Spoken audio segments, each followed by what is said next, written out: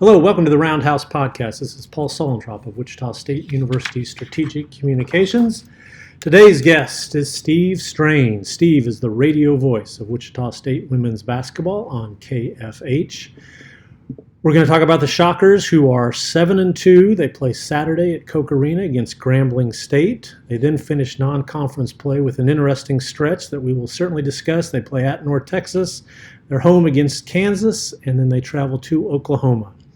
So, Steve, the Shockers are off to a good start to this season, and I am going to say that the road wins, Wyoming and Denver, told us something important about this team. What's your view of maybe the hierarchy of good signs? Where do those two games rank? Yeah, they're pretty high because the teams that they've played at home, they should be, and to their credit, they've beaten them handily. But I was really anxious, especially after seeing the exhibition game here and the season opener against Chicago State, to see what would happen when they went on the road, especially at Wyoming, because they played in the NCAA tournament last year. The start was a little sluggish for the team. They were down 13-6, I believe it was, when Keitha Adams called the timeout late in the first quarter, and they just dominated after that. And there were 2,500 people there. Wyoming draws well, and that crowd was never really in the game after that. And so I thought for so many players that are new, and these kids are still trying to develop some chemistry with one another on the floor in that environment, to quiet the crowd and control the game in the second half all the way through, said a lot about what this team is capable of. And the Denver game was not easy either. Denver came out firing some three-pointers early as well and grabbed a quick lead. And Coach Adams went to the bench, made some adjustments, and they took the crowd at Denver out of that game as well. And I think anytime you go on the road and you don't come back home for 4 or 5 days and you play 2 games, that doesn't happen a lot in college basketball. And they won both of those games. And so I thought that really was a positive indication of what this team's capable of. Not to mention, Paul, with so many international players here, they've been here for months, granted, but they've not done anything like that. They've not gotten on an airplane and a bus and stayed out of town for 3, 4, 5 days. Kids really had a good chance to bond off the floor as well, and I think Coach Adams has talked about that too. So really, on the floor and off the floor, I think that road trip really this team gained a lot from. I know Wyoming is very proud of its elevation. It's kind of branded all over the arena from what I can tell. Did that have any effect on that game? You know, it's funny. We were just talking with Carla Brima about that on the coaches show Monday night, and she actually said that, at first we did start noticing, why am I getting so tired so quickly? And then they kind of reminded each other, well, yeah, it's the altitude. But and I don't know if this is the reason, but they really did kind of slow that game down to a half-court game. I think where that can really catch up to you is if it's a track meet, and that game wasn't. It was very much a half-court game, so probably didn't affect them as adversely as teams that probably tried to run up and down more. But that was really a solid win for them. One of the coaches told me they told the players it was the zip code, not the elevation. Yes. I don't know if that's actually true or not, but if they did, that's a good way to deal with it. Yeah. So one of the parts of this season, one of the narratives of this season was last season, and the Shockers really had to persevere through some difficult times. I think they had chances to just shut it down because of the numbers and COVID and all those things going down, and there were schools that did do that. But Keitha Adams was really proud of the way her team battled through. I think by the end of the year, I think she kept saying we found our team over the last few weeks. So the perseverance of gutting it through a difficult 2020, 2021, how are you seeing that carry over and help this group? Yeah, she gets a lot of credit for that, because what that did is that really, I think, instilled in them, for one, a don't quit attitude. Keep fighting through perseverance. And they did that last year in spite of some adverse situations. And just her overall positive attitude, I think, has been kind of contagious for this team, because she is very much a glass half full person, in situations like that. She was going to keep fighting, and you're right, they did, probably have legitimate reasons to shut her down, like SMU and like Duke and some other programs did. Not knocking those schools, that's what they felt like was right for them. But to her credit, she said, "No, we're gonna fight through this." And I think that has rubbed off on this team, that they can overcome adversity and really give them a sense of purpose to appreciate that they have a chance to play here at Wichita State. When last year, I think there were times where that was in jeopardy. Yeah, they were shorthanded, I think. I have to go back and look, but I think maybe the most illustrative example was I don't think they practiced with 10 people until early second semester, maybe late first semester, something like that. There were a lot of difficulties. Yeah, I know this, Paul, and I'm pretty certain that the only time they dressed 10 was at the conference tournament. Yeah. And every game prior to that, they dressed less than that. And actually, to kind of finish off your point there, I think even last year, then they started to see the benefit of sticking it out because they played well in the conference tournament. They won the first conference tournament game for Coach Adams, and then they really competed in the second one. And so I think that also helped create some carryover into this season, whereas, again, had they closed down shop, then that momentum opportunity would have never existed. Offense was a big emphasis for this team over the spring and the summer and into the fall. And the Shockers are scoring more. They're playing at a faster tempo. They rank second in the American Athletic Conference in scoring and in shooting percentage. What changes have you seen to the offense, and how's that paying off? Well, I think a few things have helped. First of all, the addition of Jane Asende has kind of given up some pressure on the perimeter to open up more opportunities for people like Mariah McCulley, who's scoring very well. Carla Brimall, still like to see her knock down three-point shots at a higher clip, but still, I think she's getting more open looks now this season. And so I think that Jane's presence has helped. Trajada Colbert has really, really come a long way in the post also as a scoring threat. Asia Strong's had a couple of bad games, but for the most part, she's going to be a 10-12 point performer night in and night out. So I just think that the presence of those three players I just mentioned inside has also helped the outside game and give them a more well-rounded offense rather than just try to settle for the outside shot like they were doing maybe a couple of years ago. Yeah, I really like that three-person rotation. They're active, they rebound, pretty experienced, especially with Trajada. Asia's in her second year here, so I think they've got some potential there to really do some damage scoring in and around the basket. Yeah, Keitha had said before 2 years ago, she said, "I really want to go out and get a stretch four." I still remember her telling me that. We were texting back and forth about what she was looking for recruiting, and that's when they went out around the time they were looking at and talking to Asia Strong, and she got a stretch four. Asia's maybe stretch four is not three-point stretch, but she's enough of a stretch. She's got some good touch from 10-12 mid-range, and so she will go in there at the same time sometimes with Jane or with Trajada, and Asia can be the four, and those two can be the five, and just when they're in there together, two of those three, it really does make a nice 1-2 punch, the 4 and the 5, and again, can soften defenses up from having to just focus on outside shooting. So, yeah, I think that goes a long way towards helping this team is the post presence is taking some of the pressure off the perimeter. A positive development helping the offense that may have gone unnoticed is they're winning at the foul line, which is different from last season. They're shooting 74.9%, which is really good. That's up from 67% last season. They're getting to the line more often than their opponents. How do you explain that? What's that a product of? A lot of practice. When they were struggling the last couple of years in that department, they shot a lot of free throws. And I don't think that it started showing up in the stat sheet during games as quickly as Coach Adams would have liked, because I know they were practicing free throws the last couple of years a lot when those numbers weren't where they are now. But I think finally, just all that work in the gym in previous years is starting to pay dividends. Look at Trajada Colbert, Paul. She's been around a 50% free throw shooter the last couple of years, and this season she's at 78%, 15 of 19. So give her, for one, a lot of credit for getting to the line. And also, I think that because of the post presence that we talked about, Asia's got good touch at the free throw line, although she's not shot a whole lot of free throws this season. She's 8 for 8. But Asende is going to get there. Colbert's going to get there. And so I think that, this team, knowing that they're going to get to the line more with those posts there, they're going to have to shoot it at a good clip. And they are. And, just in general, Paul, she's wanted to go out and recruit better shooters.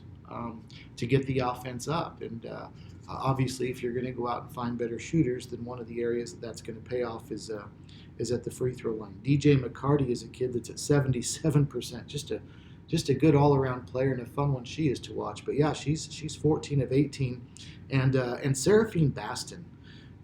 One of the things I think about her being such a great rebounder at 5'8" is she's going to get to the free throw line as well too, and she's at 81%.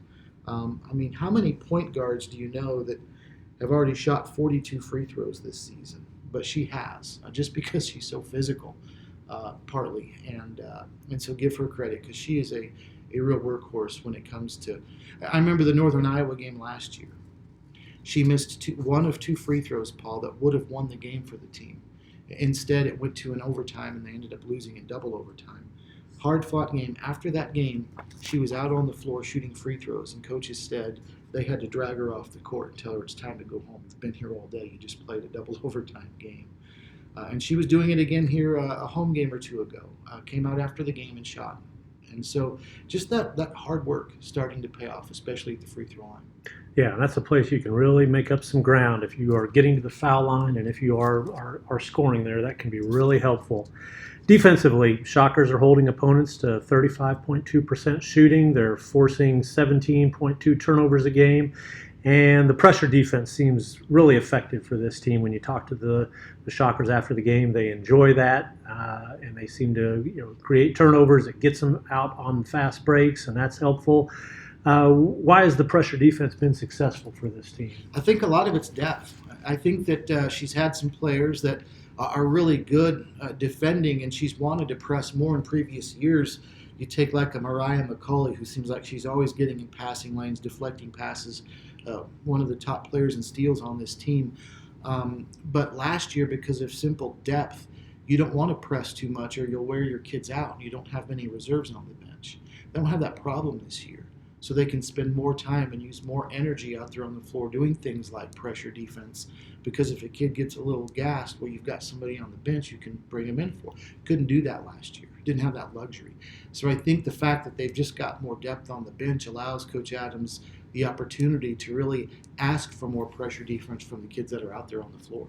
Just another one of the advantages of having the depth that they have that you don't necessarily think of. We think of depth in terms of, you got kids to come off the bench because of foul trouble. You got more flexibility with matchups. If you got a matchup problem, you got more options off the bench. Well, there's another byproduct of having depth is that you can also press more. And if you got a kid that gets a little winded, well, you've got somebody to bring it off the bench that can take the place. You mentioned Seraphine, and she's probably worthy of some discussion. Has had a really nice career here at Wichita State. Always plays hard, very solid, seems like a real good leader on this team. She's point guard, but she's averaging 7.7 rebounds, which I think is indicative of just the hustle and the physical play that you mentioned. Leads the team with 35 assists. She's second with 11 steals. She seems to be the foundation of this team. How do you describe her importance? She's the glue player. She's the one that when you ask a coach, who's your glue player, the one that holds this thing all together, when it's working, and it's her. Not just because she's the point guard, but because she's so well respected anyway for her hard work ethic, kind of like what I mentioned earlier, for the kind of person and leader she is. And she just does so many things for this team, though, on the floor, including her rebounding. It's funny, when we were at Denver, it was a very bizarrely officiated game. She came flying through the lane, grabbed a ball, and then somebody literally reached in to Seraphine, Paul, and they called a foul on Seraphine. And Coach Adams went to the officials and they said, "You've probably never seen a kid like this before, I understand, but she's the top rebounding point guard in the country." At that time, she was averaging 10 rebounds per game. So I think even officials sometimes have to adjust to seeing a kid doing some of the things that she does, flying through the lane, grabbing offensive rebounds. But yeah, other than outside shooting, she really does it all. Very good defender, good ball distributor. Her decision making also is very good, and she's got more weapons now. She's got more options to throw it to. A lot of times she was trying to set up Carla for the three. Don't have to do that anymore. She can look inside, she can look outside, she can penetrate and finish, which she does very well. or she can penetrate and kick after the defense kind of sucks into her. So just really good court recognition, good vision, good basketball IQ, just everything you want in a point guard. She had a play against Oral Roberts, which I think you would agree was indicative of what she does. She kind of harassed, or didn't kind of harass, she harassed an Oral Roberts ball handler all the way up past half court, I think, caused a loose ball. I believe it was Mariah McCauley picked it up and layup. One of those plays that really stood out. We didn't ask Keith about that after the game. I don't know if you did or not. I didn't mention that particular play, but yeah, and Mariah's going to probably be the one that gets the credit for the steal and everything, and shows up in the stat sheet. But that's another thing that Seraphine does, is she just makes everybody else better around her, and does some of those little things that may not show up in the stat sheet, but you can go back on film and say Seraphine Bastin's presence caused that to happen. Jane Asinde, a transfer from Grayson College in Texas. She has 4 double-doubles on the year. How's her addition helped this team? It's been huge in a lot of different ways. Again, they needed more post presence, and they got it. And it's taken some pressure off of Asia Strong. Usually 2 of the 3 4s and 5s will be in at the same time between she and Strong and Colbert. And defenses cannot just now focus on Asia Strong in the paint. They can't just focus on Trajada Colbert, because usually Jane is going to be in the game with one of those 2 players. And it really creates a matchup problem for defenses down in the paint.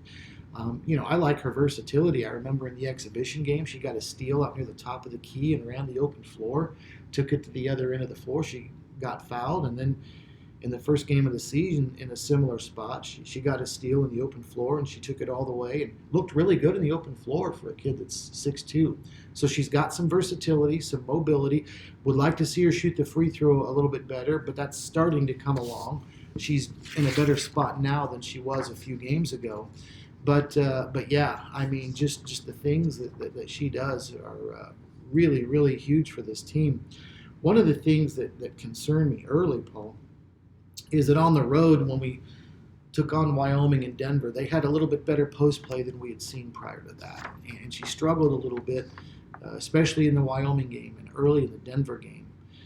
But as the Denver game went on, she started to make her presence more known. She looked more confident. And then at South Dakota, who had very good post play, she was terrific.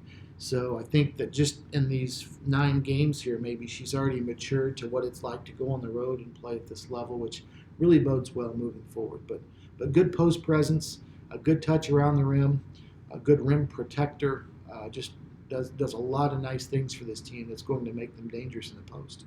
She's averaging 10.8 points and a team-leading 9.3 rebounds, only playing 21.6 minutes. So you're getting a lot of production in kind of short amount of time, shooting 52% from the field. So she's definitely been a boost in those areas. Yeah, and I think her minutes will increase. She was coming off the bench for a while, and then a few games ago she started for Trajada Colbert, and I think that's where she got her first double-double, and she's been a staple in the starting lineup ever since, and I think that will probably stay that way based on what she's done. It's really a neat story. She was at Grayson College, as you pointed out, coached by Bill Damuth, who was an assistant here for Keitha, and he was with her for a while at UTEP. And so he actually is the one that encouraged Jane maybe to come here, told Coach Adams she ought to look at Jane. I don't know exactly the order, but nonetheless, he was instrumental in helping that happen. Yeah, I talked to him yesterday. I'm working on a story about Jane, and he gave me a call back, so I got a little bit of background on her. Very nice. She has definitely been a nice addition. Let's talk about the American Athletic Conference. Had some interesting results in November and December. USF probably leads that discussion. They're nationally ranked number 17. They're 5-3. They've got wins over Oregon and Stanford. A couple close losses to Tennessee, or a close loss to Tennessee, and then inexplicably they lost to Texas Arlington. I'm not even sure what they're doing playing at Texas Arlington, but they did. Tulane has a win over Alabama.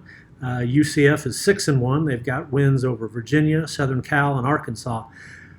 How do you see the AAC unfolding at this point? Yeah, it's impressive. I was just taking a look the other day through some of the non-conference wins for this team, and there are a lot of Power 5 wins in this league. And so, I think South Florida is still the cream of the crop. But there are some teams that are on the rise in this league. I think Wichita State's one. I think Tulane is another. Case in point, the victory over Alabama. Central Florida got a really nice win over Arkansas. And there are some others that you touched on. So I think that as we look at the conference, while South Florida is the cream of the crop, they'd also just prove that on any given night, they're vulnerable. UTA is a good team. They're reached the polls in the mid-majors. So UTA is on the rise. And, hey, come conference tournament time, if somebody's able to catch South Florida on a similar night, that tournament is wide open, and then it's anybody's to win. And then all of a sudden, somebody who you're not expecting might end up in the NCAA tournament. But I think that Central Florida is always really steady. They do a really good job of recruiting good athletes, play very good defense. They're probably going to be in the conversation for at least a conference runner-up. And then after that, I think that Tulane and Wichita State are two teams that are really on the rise. And I thought from the beginning that this team being eighth was not doing this team enough justice. People did not know, for example, about Jane Asende, and we did, and we do, and they're learning about her now. And I think if you polled people, again, the same poll in terms of the conference, Wichita State would probably be sixth or fifth at the lowest. And I think that Jane Asende has a lot to do with it. But time will tell. But I'm anxious for it to get here because, again, if South Florida stubs their toe in that tournament, then anybody could step up and win that conference tournament. So it's going to be a lot of fun. Tulsa is 6-0, maybe haven't played the strongest schedule, but they are unbeaten. You mentioned UCF and their defense, and it's been outstanding. They lead the conference in scoring defense and field goal percentage defense. No one has scored more than 51 points against the Knights, so they are doing some things right on defense. Let's wrap it up by looking at this next stretch for the Shockers. They play Grambling State on Saturday, and then things get even more interesting at North Texas, at home against the University of Kansas, and then at Oklahoma.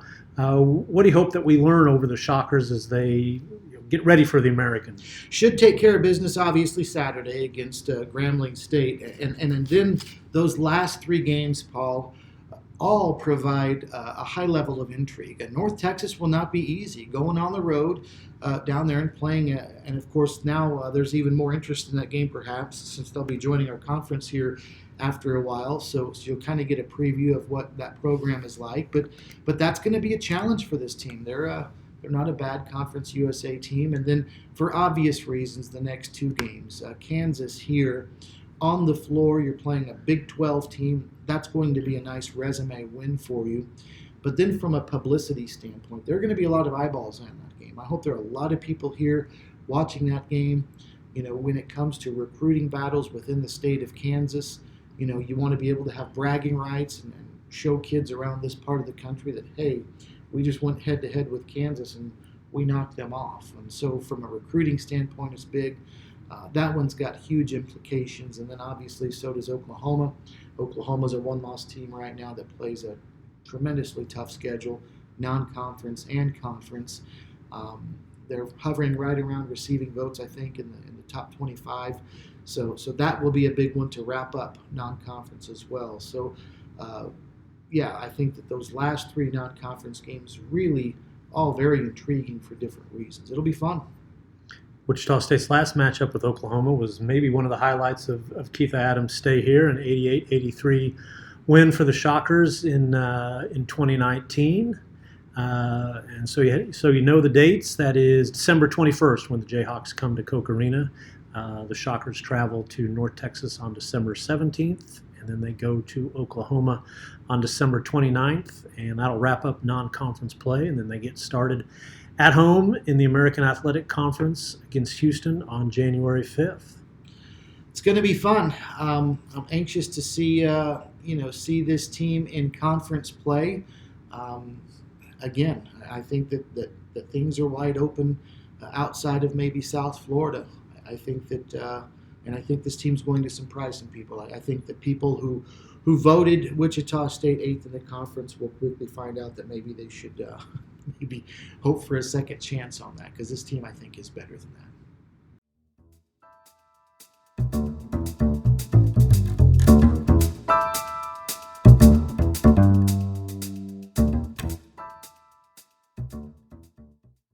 Thank you for listening to the Roundhouse podcast, courtesy of Wichita State University Strategic Communications. We appreciate your time.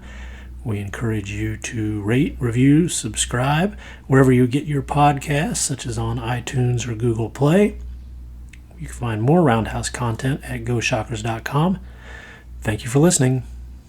And they let him pass it up court, and then it gets picked off. A long three by Pangos, no good. 1 second, it's over. It is over, and Wichita State has beaten the number 1 team in the nation to go to the Sweet 16. Go crazy, Wichita. I know you are.